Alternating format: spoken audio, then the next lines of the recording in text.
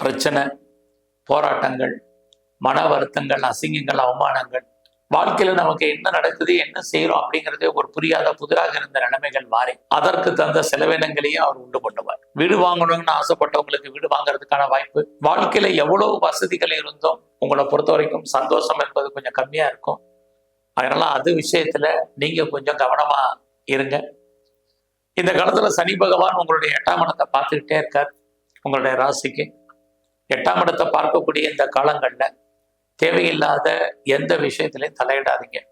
அதுலேயும் உங்களுடைய 2ஆம் இடத்துல சனி பகவான் இருக்கிறதுனால 2ஆம் இடம் பேச்சின் மூலமாக தேவையற்ற பிரச்சனைகளை நீங்களே வம்ப வெளிக்கு வாங்கிக்கிறாதீங்க.